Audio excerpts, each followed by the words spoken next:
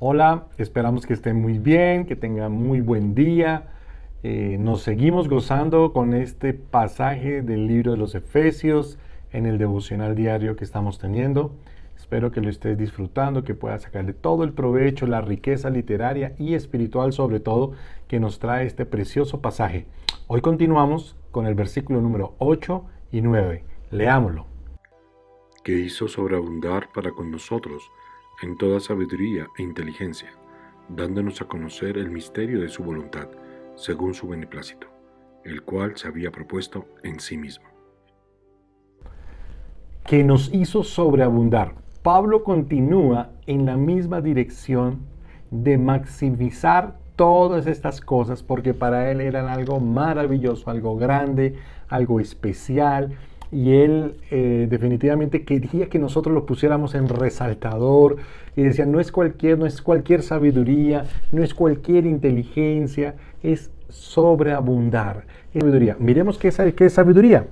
La sabiduría es una cualidad atribuida a quienes poseen una gran cantidad de conocimiento. Estas personas lo utilizan con prudencia y sensatez y se caracteriza porque es dada por el tiempo. Entonces, la sabiduría es ese conocimiento acumulado a través de muchos años. Entonces, Dios nos hizo sobreabundar en sabiduría, en tener una perspectiva de un tiempo amplio para nosotros poder comprender cosas. La sabiduría definitivamente se le da a aquellas personas que tienen mayor experiencia, como por ejemplo los ancianos, las personas mayores o aquellas que en un arte específico ya llevan muchos años. Ahora, miremos la inteligencia. La inteligencia es la capacidad y facultad de entender, razonar, saber, aprender y resolver problemas cotidianos, y en ese sentido se asemeja al entendimiento o al intelecto. ¿Qué quiere decir con esto? Es la persona que puede resolver los problemas cotidianos de una manera más fácil, más rápida o más práctica.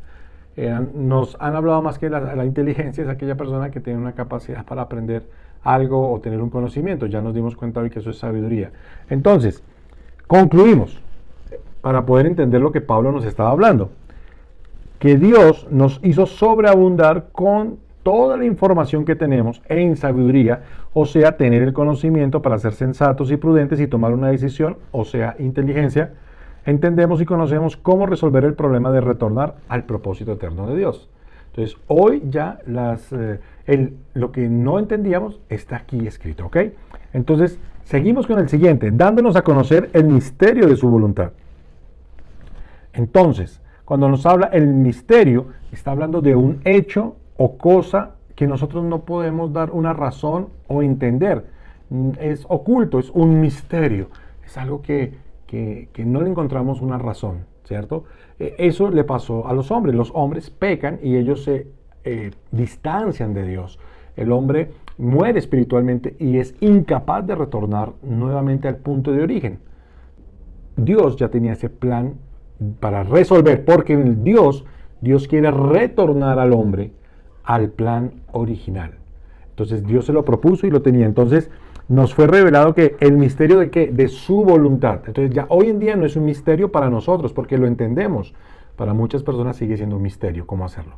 Para nosotros no. Ahora, su voluntad, y en esto sí quiero de pronto que nos centremos un poco, porque ¿qué es la voluntad? Es voluntad, capacidad humana para decidir con libertad lo que se desea y lo que no.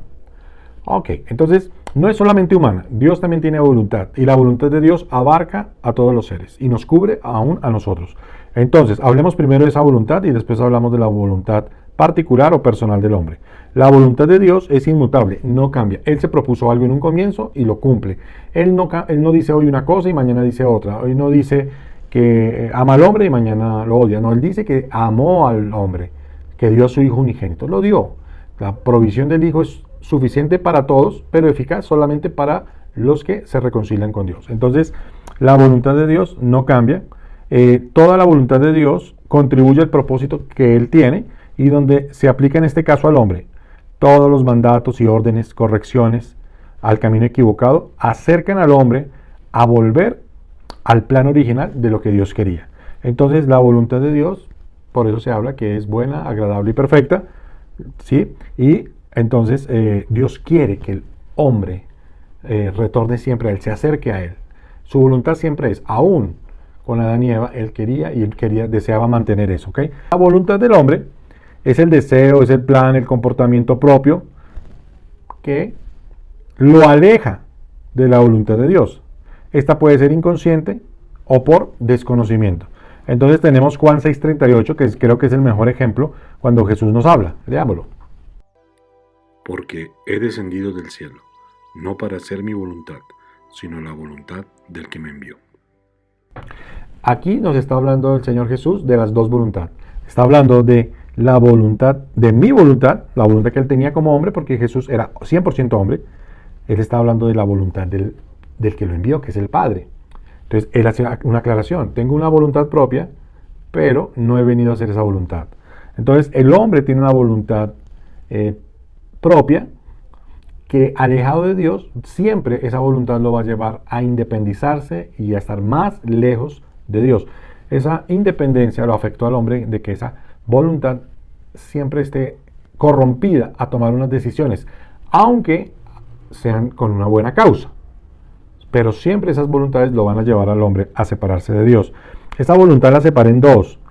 Puede ser una voluntad del hombre inconsciente. Entonces hay hombres que no conocen el propósito eterno de Dios, no saben nada de esto, no están investigándolo, y ellos pues sencillamente cada decisión que van tomando en su vida pues los va alejando más de Dios, aunque no conozcan el propósito de Dios. La otra es la voluntad con rebeldía consentida, lo coloqué de ese nombre porque es esa voluntad de los hombres salirse con la suya, pero siempre hablar de que están dentro de la voluntad de Dios. Para esto tengo una ilustración y espero que les pueda dar entendimiento. Un hombre sufría de mucho dulce en la sangre y no podía comer postres, pero a él le fascinaba toda la vida ir a una pastelería y gozarse allí de comer. Pero comenzó a hacer una dieta especial y hasta cambió la ruta hacia el trabajo, le comentó a sus amigos, todos lo apoyaron. Pero un día él llegó con una gran torta de chocolate, muy plácido y contento, y los amigos le dijeron, ¿pero qué pasó? Luego tú no dijiste que no ibas a ir por esa pastelería a comprar. Y él dijo, no. Hoy hablé con Dios y le dije, si es tu voluntad que hoy coma yo un postre, entonces cuando pase por el frente, ¿sí? Entonces va a haber un parqueadero libre para yo poder estacionar, y esa va a ser la manifestación de que tu voluntad sí es que hoy coma un postre. La conclusión, ¿cuál es? Que después de 10 vueltas que dio a la manzana, encontró el puesto libre y ahí sí pudo ubicarse y comprar aquel postre que le era prohibido. Es una ilustración y es un ejemplo simple, pero muchas veces deja ver cómo el hombre, que es religioso, busca acomodar unas circunstancias para él poder justificar sus acciones de independencia de Dios. Entonces, volvemos a leer. Cuando leemos en Lucas 22:42, allí Jesús en el Getsemaní, cuando él dice, Padre, si quieres, pasa de mí esta copa, pero no se haga mi voluntad sino la tuya. Hacer la voluntad de Dios no es fácil, sobre todo cuando somos seres independientes de Dios. Pero cuando comenzamos a depender de Dios y del cuerpo, comenzamos a encomendar esos planes y esas acciones. Dios tiene planes y acciones buenas para ti. Él no quiere el mal para ti, pero Él sí quiere que tus acciones y tus planes vayan de acuerdo a la voluntad de Él. Y la voluntad de Él es que todo lo que hacemos, todo lo que planificamos, es para que nos acerquemos más al propósito eterno de Dios. Si cualquier decisión que tú tienes que tomar en estos días, o ya has tomado, te aleja de buscar el propósito de Dios, de ser parte de una gran familia, de muchos hijos que se parecen a su hijo Jesús, pues sencillamente no está dentro del plan y la voluntad de Dios. Nada dentro de este plan, aún la muerte. Fíjate lo que el Señor Jesús hizo en el Getsemaní. Pasa de mí esta copa. No era un momento fácil, pero Él dijo, no se haga mi voluntad sino la tuya. Ahora tú vas a decir allí, pero yo no puedo hacer eso.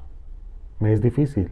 Soy cobarde, soy miedoso, tengo temor a las consecuencias. Entendemos eso.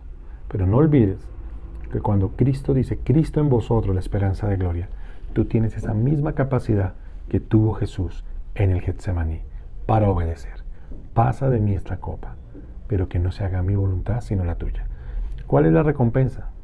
Que dice la palabra que después de ser obediente, el Padre lo exalta, le coloca un nombre que es sobre todo nombre. Siempre la obediencia va a traer sobre nuestras vidas la aprobación y bendición del Padre.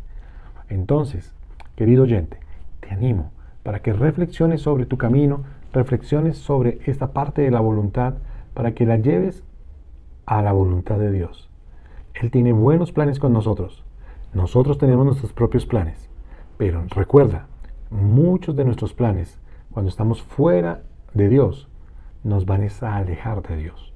Entonces, coloca tus pensamientos, coloca tus planes, y es más importante que te acerques al propósito de Dios, a que te alejes de su propósito y puedas obtener tus propios planes. Dice la palabra, ¿de qué le sirve al hombre ganar el mundo si pierde su alma? ¿De qué te sirve poder lograr tus metas, objetivos, deseos, que no son malos necesariamente? Pueden ser muy positivos y muy buenos, pero ¿de qué le sirve al hombre poderlos realizar si todo eso lo va a llevar a alejarse de Dios, y al alejarse de Dios va a perder el mayor negocio que hay, y es poder salvar uno su propia vida? De allí donde tú estás, te invito para que cerremos los ojos y le pidamos a Dios que se haga su voluntad. Padre, te damos gracias en este día por este tiempo que nos permites tener como iglesia y como hermanos. Gracias porque tus palabras son llenas de vida, de sabiduría. Te damos gracias también por la misericordia que tienes al habernos revelado todas estas cosas, Señor. Los misterios, Señor, fueron revelados para nosotros. Gracias te damos y pedimos en esta hora, sobre todo plan allí que los oyentes tienen, sobre toda acción, sobre todo lo que ellos quieren hacer en su propia vida. Si algo de todo eso los aleja de ti, que ellos puedan tener la valentía y la fuerza para poder recibir la dirección tuya y poder hacer las cosas de acuerdo a tu voluntad. Tú tienes grandes planes con cada vida. Tú no quieres que nosotros nos sintamos ni fracasados, ni nos sintamos derrotados. Tú tienes planes muy buenos para nosotros, pero tú quieres que esos planes estén de acuerdo al propósito tuyo, a tu voluntad, para que podamos hacer como Jesús hizo. No vine a hacer mi voluntad, sino la voluntad del que me envió. Esa es la gran experiencia que podemos tener con hijos tuyos, obedecer. Te damos gracias, Padre, por este tiempo que nos has permitido tener. Alabamos tu nombre y te damos toda la gloria y la honra en el nombre de Jesús. Amén. Bueno, mi querido oyente, espero que te lo hayas podido disfrutar. Creo que la palabra clave hoy es hacer la voluntad de Dios. Te animo a que sigas con este estudio, invita a otros, mándales un link, acompáñalos en este progreso, utiliza estos mensajes devocionales para evangelizar, para compartir, para edificar a otros, y nos vemos en el siguiente programa. Chao, chao.